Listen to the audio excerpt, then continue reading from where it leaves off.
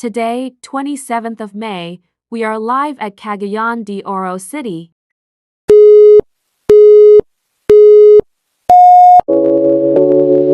On Air Podcast.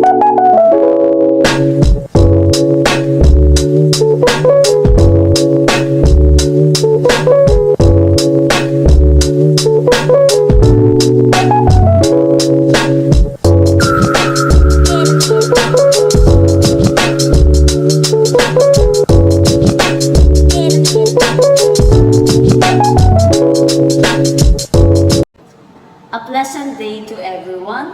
Welcome to another episode of The Honorables. I am Angelica Giabuso. Today we will have a guest which she will share her thoughts and insights about our honorable topics for today's video. Hello everyone, I am Legaspi, a historian and graduated in LaSalle University. So, welcome to our show. Thank you for coming.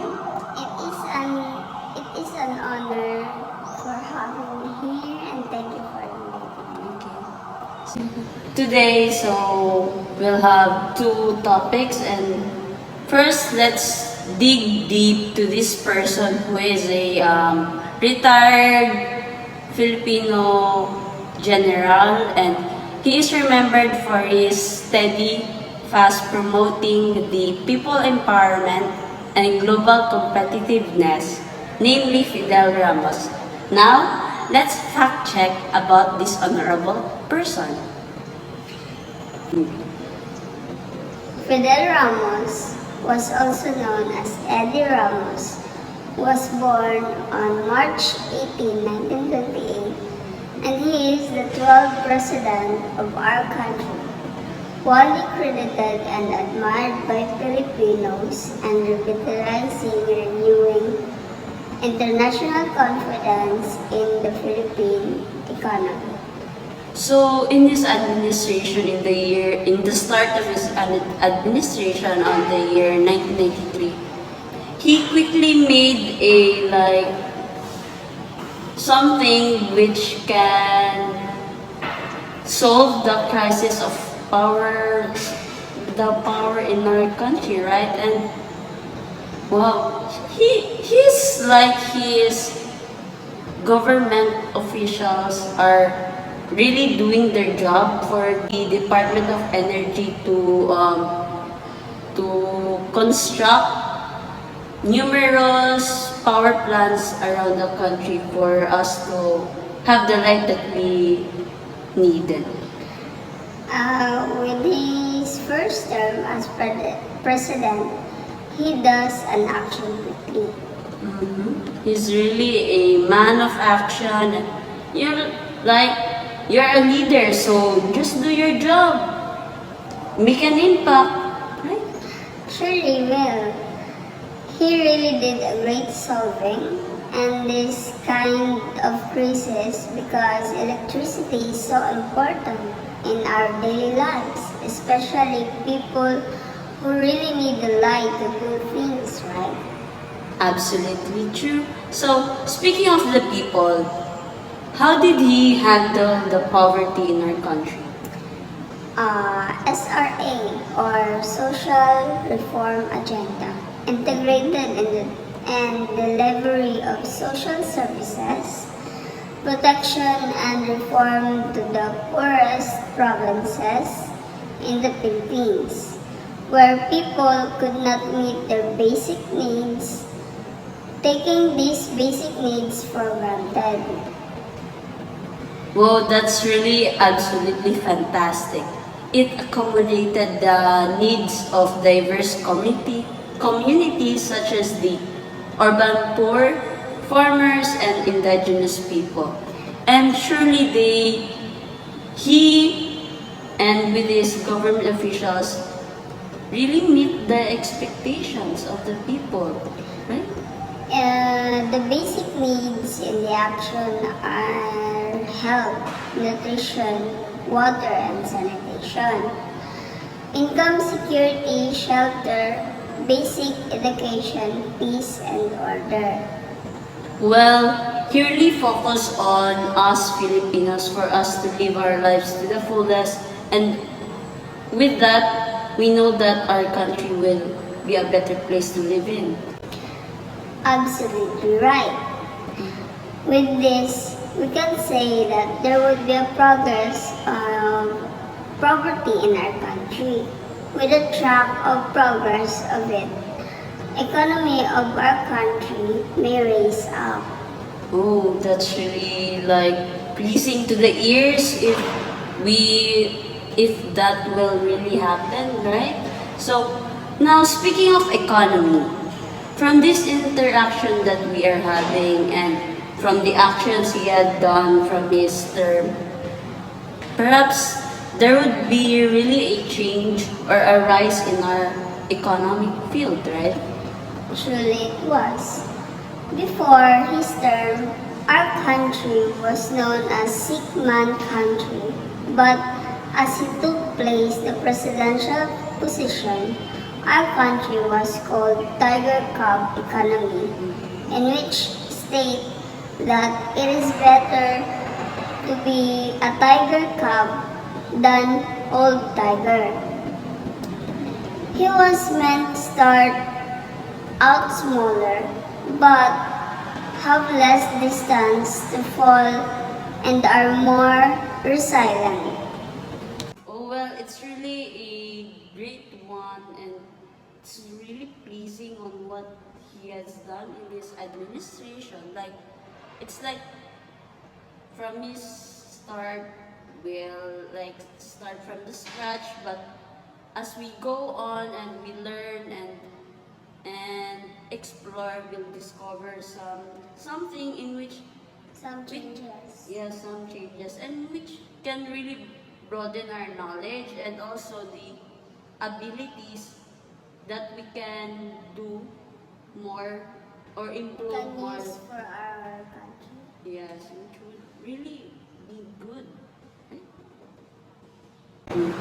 So in his administration and in his term, I really admire on how the way he puts actions, like he knows what he was really doing and he knows what are the things that shall be prioritized for the betterment of our nation. And with that, he really deserves a round of applause on how he handled it very well, and he really showed what a true leader is capable of. He is a leader who is worthy to be remembered.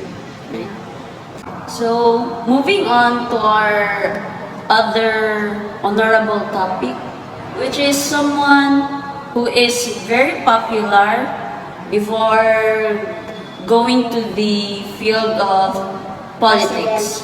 Yeah. Politics, right? And he was really admired by the people from the acting that he has really been doing. And now, moving on to his politics.